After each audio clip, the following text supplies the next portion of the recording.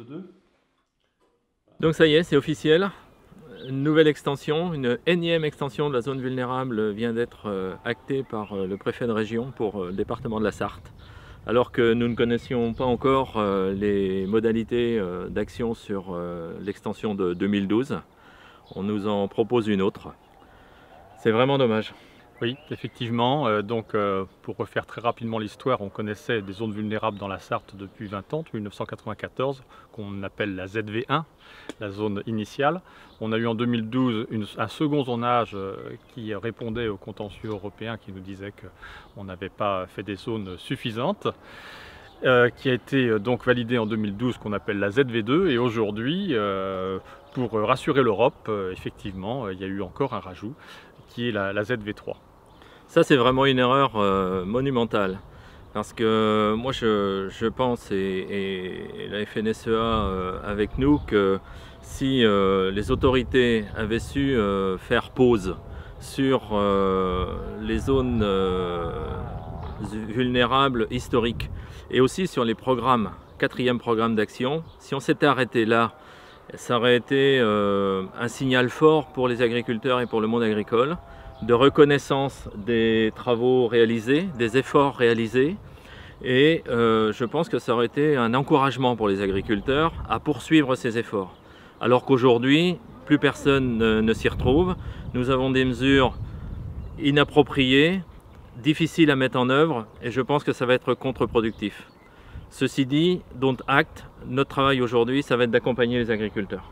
Oui. Et on a des difficultés pour les accompagner, puisque l'un des sujets lourds de la directive nitrate, c'est d'avoir les capacités de stockage suffisantes pour les élevages pour pouvoir respecter les calendriers d'épandage. Donc aujourd'hui, maintenant, il y a un plan d'accompagnement qui est validé, qui va démarrer le 13 avril, qui est le PCAE. Or, il y a un certain nombre de questions qui sont toujours d'actualité sur ce PCAE pour les ZV2, donc pour ceux qui sont en zone vulnérable depuis 3 ans maintenant. Indexelist est encore incapable de calculer le montant de l'aide pour la mise aux normes de ces exploitations. Donc on a 7 points que nous avons relevés. Nous demandons un rendez-vous au ministère depuis 2 mois que nous n'arrivons pas à obtenir, et ça commence à être très très lassant. Alors le point positif, Arnaud, c'est qu'il y a un plan d'accompagnement. Oui, tout à fait. C'est-à-dire que dans le PCAE, qui normalement est un outil pour la modernisation d'élevage, on a réussi à obtenir qu'il y ait des surplafonds quand il y a de la mise aux normes, avec des taux plus intéressants. Notre but, notre ligne de conduite étant d'essayer de faire en sorte, même si ce ne sera pas identique, qu'on se retrouve au plus proche du PMPOA qu'on a pu connaître autrefois. Alors ce plan d'accompagnement et le plan de compétitivité, approvisionné aussi financièrement par une partie du 2e pilier de la PAC. Il ne faut quand même pas oublier de le redire. Bon, moi je dirais quand même que sur ces aspects zones vulnérables et contraintes environnementales, j'insiste sur le fait que l'absence de pause réglementaire est vraiment contre-productif, et pour l'environnement et pour l'économie en général.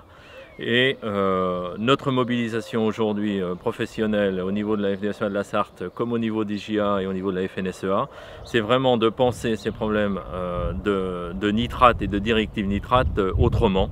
C'est ce que nous avons d'ailleurs baptisé nitrate autrement au niveau de la FNSEA, pour obtenir de Bruxelles une autre approche et vraiment refondre les cartes, parce qu'aujourd'hui c'est absolument décalé en termes de rapport coût-bénéfice, comme le dit couramment Arnaud.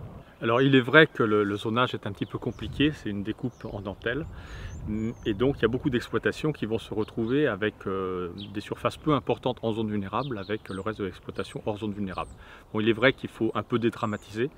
Dans ce cas concret, ça va être juste sur les parcelles concernées, faire attention de faire un couvert végétal et de ne pas aller épandre aux périodes qui sont interdites.